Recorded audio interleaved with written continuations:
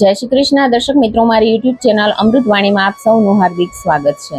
આજે આપણે આ વિડીયોમાં સાંભળીશું પુરુષોત્તમ ભગવાનનો માસ, પવિત્ર માસ જેને આપણે પુરુષોત્તમ માસ કહીએ છીએ। જે માસમાં આપણે દરરોજ પુરુષોત્તમ માસનો એક અધ્યાય અને એક વાર્તા સાંભળીશું। જો આપને મારો વિડીયો પસંદ આવે તો ચેનલને લાઇક, શેર અને સબસ્ક્રાઇબ કરો, જેથી નવા આવનારા વિડીયોના નોટિફિકેશન તમને મળતા રહે અને મારા વિડીયો આપ સુધી તુરંત પહોંચી શકે। બોલો શ્રી પુરુષોત્તમ ભગવાનની જય। બોલો શ્રી વિષ્ણુ ભગવાનની જય। જય શ્રી વિષ્ણુ ભગવાન, જય શ્રી પુરુષોત્તમ ભગવાન। અતઃ શ્રી પુરુષોત્તમ માસ મહાત્મય કથા અધ્યાય 12, મેઘાનો દ્રૌપદી તરીકે જન્મ। આગળના વિડીયોમાં આપણે સાંભળ્યું કે શિવજીએ મેઘાને વરદાન આપેલ છે। હવે આગળ આપણે અધ્યાય 12 અને તેની વાર્તા સાંભળીશું।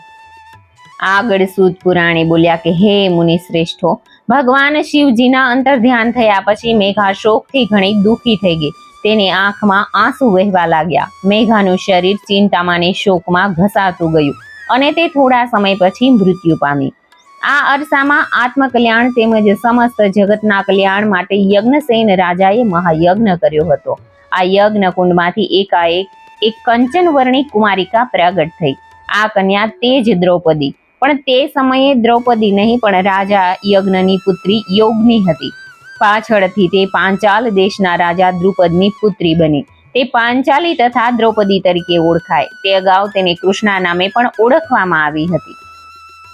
પુરુષોત્તમ માસના વ્રતો તથા પુણ્યદાન કરવાથી પૂર્વ ભવે અનિચ્છા દાખવનાર ઋષિ કન્યા મેઘા એના બીજા અવતારમાં દ્રૌપદી વિવાહ યોગ્ય થઈ। ત્યારે દ્રુપદ રાજાએ સ્વયંવરમાં આવેલા પરાક્રમી રાજાઓને ઝાંખા પાડી અર્જુને મત્સ્ય મેઘ કર્યો, પરંતુ માતા કુંતાના વચનનું પાલન કરવા માટે એ 5 પાંડવોની પત્ની બની હતી।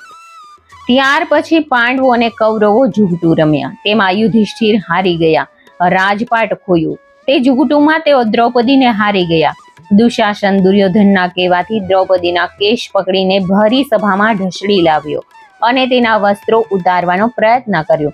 આ બધા દુઃખનું કારણ તેને પૂર્વજન્મમાં પુરુષોત્તમ માસનો અનાદર કર્યો હતો તે હતો।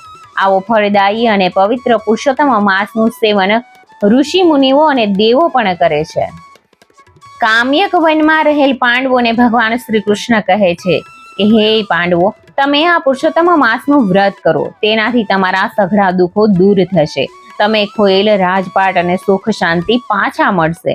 આ સમયે પાંડવોએ ભગવાન શ્રી કૃષ્ણને વિનંતી કરી કે આપ મારા રક્ષક છો, અમે આપના શરણે આવીએ છીએ, અમને માર્ગદર્શન આપો। શ્રી કૃષ્ણે પાંડવોને માર્ગદર્શન અને આશ્વાસન આપ્યું અને પછી પોતે દ્વારકા ગયા। ભગવાન શ્રી કૃષ્ણના સૂચનને માન્ય કરી યુધિષ્ઠિરે પોતાના ભાઈઓને પુરુષોત્તમ માસમાં વ્રત કરવા કહ્યું। થોડા સમય પછી પુરુષોત્તમ માસ આવતા બધા ભાઈઓ દ્રૌપદી સહિત તીર્થયાત્રાએ નીકળી પડ્યા। તેઓ બધા આ માસમાં સ્નાન, ધ્યાન, દાન, વ્રત, તપ અને પ્રભુ સ્મરણમાં ગાળવા લાગ્યા। આથી પુરુષોત્તમ ભગવાન તેમના ઉપર પ્રસન્ન થયા। તેમના વનવાસમાં 14 વર્ષ પૂરા થતા તેઓનું ગયેલું સુખ પાછું મળ્યું। પુરુષોત્તમ માસના વ્રતના પ્રતાપે તેઓને હસ્તિનાપુરનું રાજ પાછું મળ્યું હતું। ઇતિ શ્રી બૃહન્નારદીય પુરાણેનો પુરુષોત્તમ મહાત્મયનો મેઘાનો દ્રૌપદી તરીકે જન્મ નામનો 12મો અધ્યાય સંપૂર્ણ। જય શ્રી કૃષ્ણ, જય શ્રી પુરુષોત્તમ ભગવાન। હવે આગળ આપણે આ માસમાં સાંભળવામાં આવતી વાર્તા સાંભળીશું। ગધેડાનો ગૌલોકવાસ। એક ગામ હતું। આ ગામમાં 2 બાઈ રહે। બેને એવા ગાઢ સખીપણા કે એકમેકને જોયા વગર ન ખાવું ભાવે ન ઊંઘ આવે। અને એમાં બેમાં એક માલણ અને બીજી કુંભારણ।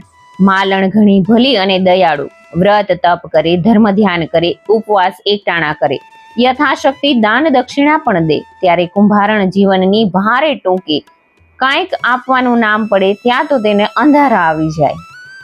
એમ કરતા અધિક માસ આવ્યો। માલણ તો રાજીના રેડ થતી કુંભારણને કહેવા લાગી કે ચાલો વ્રત કરીએ। કુંભારણ બોલી કે મારાથી ભૂખ્યા રહેવાય નહીં, મારે તો કાંઈ વ્રત કરવા નથી, તું તારે કર અને સ્વર્ગ ભોગવ।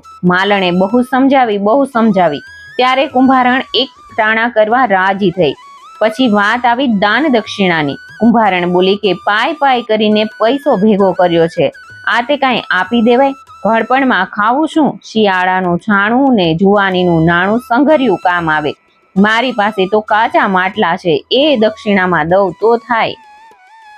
માલણ બોલી કે એ તો ગોળ કરતાય ગળ્યું, માટલાનું દાન તો અતિ ઉત્તમ. બંને એ વ્રત આદર્યા. રોજ નદીએ સ્નાન કરવા જાય. બ્રાહ્મણ વાર્તા કરે એ સાંભળે. માલણ પોથી ઉપર પૈસો મૂકે ત્યારે કુંભારણ પોથી પર માટલું પછાડે. જિંદગીમાં કોઈને કાંઈ દીધું નહોતું. માટલું તે દેતા શી જીવ ચાલે, માટલું પછાડતા જ ખૂટી જાય. એમ કરતા છેલ્લો દિવસ આવ્યો. માલણ તો વહેલા ઉઠીને બગીચામાં હતા એટલા બધાએ ફૂલ વીણી લીધા. બજાર જઈને વેચ્યા તો એક સોના મહોર મળી. એ બ્રાહ્મણને દાનમાં દીધી. પછી હરખાતી સખી પાસે જઈને પૂછવા લાગી કે તું દાનમાં શું દઈશ? ત્યારે કુંભારણ હસતા હસતા બોલી કે કોઈએ કદી ન દીધું હોય એવું દાન દઈશ. એવામાં બ્રાહ્મણ આવ્યો. બિચારાને મોટી આશા કે અમૃત માસનો છેલ્લો દિવસ છે, સારી દક્ષિણા મળશે. બ્રાહ્મણને આંગણે આવેલો જોઈ કુંભારણ ઘર પછવાડેથી ગધેડો લઈ આવી અને કહ્યું કે લો ગોરભા, આ ગધેડો દીધો તમને દાનમાં. બિચારો બ્રાહ્મણ તો ડઘાઈ જ ગયો. ગધેડાના તો કઈ દાન હોય? માલણ પોતાની સખીને સમજાવવા લાગી કે આવું દાન ન કરાય. આવા દાનથી પ્રભુ રીઝે નહીં પણ રૂઠે. પણ કુંભારણ તો એક ની બે ન થઈ. એ તો ત્રાડ પાડીને બોલી દીધું કે જો ગુરભા ગધેડો ન સ્વીકારે તો એના ટાટિયા ભાંગી નાખું. બ્રાહ્મણ તો ડરી ગયો. એ ગધેડો લઈને ચાલતો થયો. અડધા રસ્તે જતા ગધેડો ચક્કર ખાઈને પડ્યો. તત્કાળ એના પ્રાણ છૂટી ગયા. વૈકુંઠમાં ભગવાન વિષ્ણુ અને લક્ષ્મીજી વાતો કરી રહ્યા છે. ત્યાં ગધેડો દેખાયો. ગધેડાને જોઈને લક્ષ્મીજી બોલ્યા કે પ્રભુ ગધેડો અહીં ક્યાંથી? ત્યારે પ્રભુ હસતા હસતા બોલ્યા કે દાનમાં આવ્યો છે. મળેલું દાન તો હંમેશા આંખ અને માથા ઉપર જ ચડાવવું જોઈએ.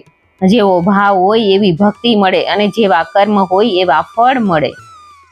આ બાજુ મૃત્યુલોક પર વ્રત પૂર્ણ થયા પછી માલણે પ્રભુને પ્રાર્થના કરી કે હે પુરુષોત્તમ પ્રભુ, મેં જેવા ભાવથી તમારું વ્રત કર્યું છે એવું ફળ મને મળજો. તત્કાળ એના ઘરમાં સોના મહોરોનો વરસાદ થયો. માલણની આંખમાં હર્ષાશ્રુ આવી ગયા અને ગદ હૈયે પ્રભુનો પાડ માનવા લાગી. અહીં કુંભારણે પણ એવી જ પ્રાર્થના કરી. પણ આ શું, પ્રાર્થના પૂર્ણ થતા જ ઘરમાં ગધેડાના લીંડા વરસવા લાગ્યા. જોત જોતામાં તો ઓસરી અને ફળિયું ભરાઈ ગયા. કુંભારણ તો બે બાકડી થઈ ગઈ અને દોડતી પોતાની સખી પાસે ગઈ અને જઈને કહ્યું કે ગજબ થઈ ગયો. ફળ મળવાની તો વાત દૂર રહી, આ તો ગધેડાના લીંડા વરસે છે. માલણ કુંભારણના ઘેર આવી. એણે પ્રભુને વિનંતી કરી ત્યારે લીંડા વરસતા બંધ થયા. કુંભારણને સત્ય સમજાયું. એણે આજીવન પુરુષોત્તમ વ્રત કરવાનો સંકલ્પ કર્યો. માલણે આખી જિંદગી સુખ ભોગવ્યું અને સદેહે વૈકુંઠ પામી. હે પુરુષોત્તમ રાય, તમે જેવા માલણને ફળ્યા એવા સૌને ફળજો. વાર્તા વાંચનાર અને સાંભળનારને ફળજો. જય શ્રી કૃષ્ણ, જય શ્રી વિષ્ણુ ભગવાન. જો આપને મારો વિડીયો પસંદ આવ્યો હોય તો ફ્રેન્ડ્સ અને ફેમિલીમાં જરૂરથી શેર કરજો. જો આપ આ ચેનલમાં પહેલી વાર આવ્યા હોય તો ચેનલને સબસ્ક્રાઇબ કરી દેજો.